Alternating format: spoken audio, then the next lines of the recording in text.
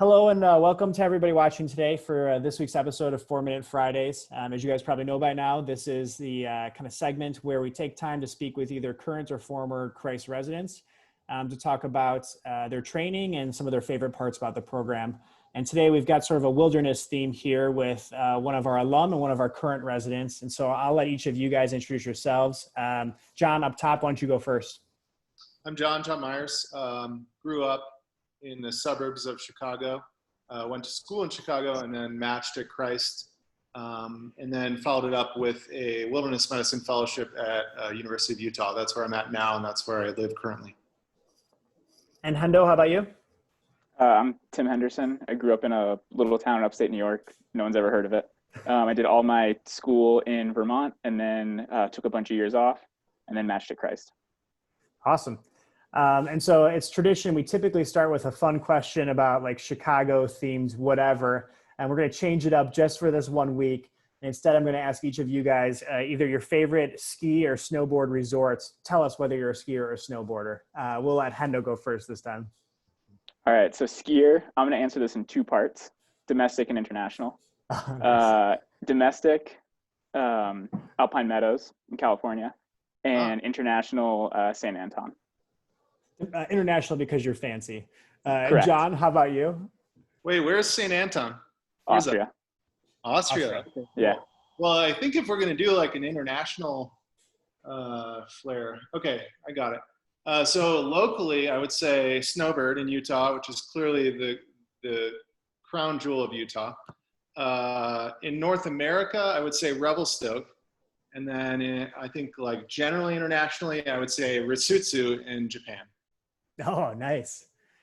I'll go too. I think, John, you and I have talked about this a little bit. I always pick Park City, and there may be better snow even in Utah, but it's where I like learned how to ski as a kid and kind of the mountain I grew up on. And so it's still like, it feels like home. That's why I love going there all the time. So try and get out at least once a year.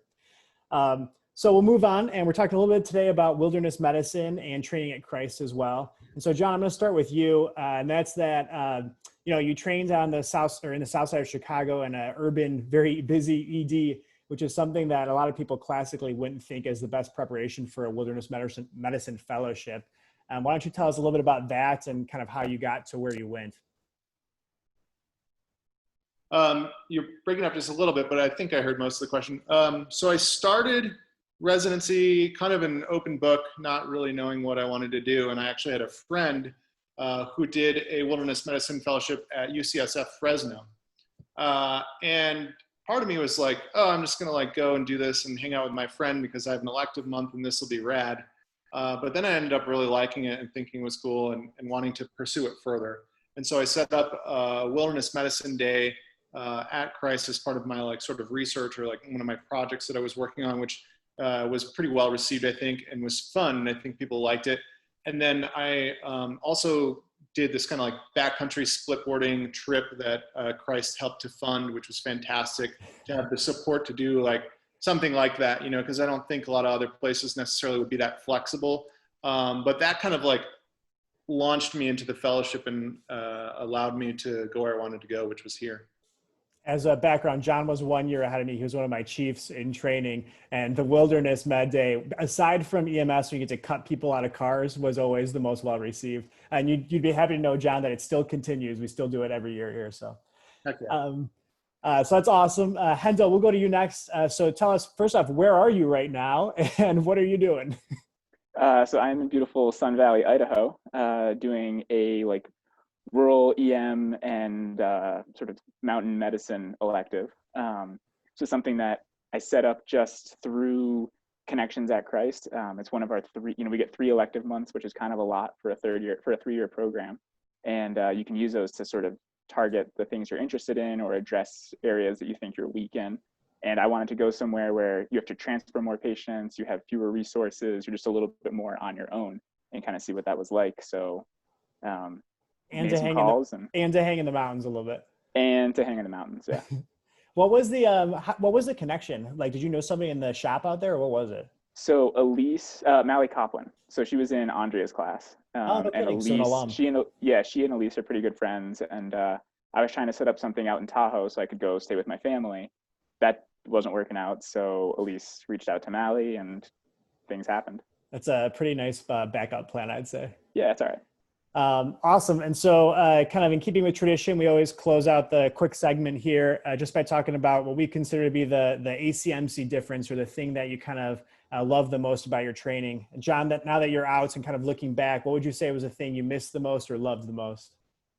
Oh man, I think I miss residency because it was like such a supreme period of intense learning, and like the experiences you get are all new, and every day is exciting, and you get pushed, but at Christ you're pushed really, really, really hard, but you never feel like you're like left out, you know, like in the desert, incapable of caring for these people. And like, I would love to do another shift, and I probably would have never said this during residency, but I would love to do another shift with Elise and just have her ask me every hard question and just pimp me so hard. Cause I loved it. I think that the people who lead there are so profoundly invested in your education that you like leave and you're proud of where you trained, and you know that those people cared about you. And I had a fantastic residency experience.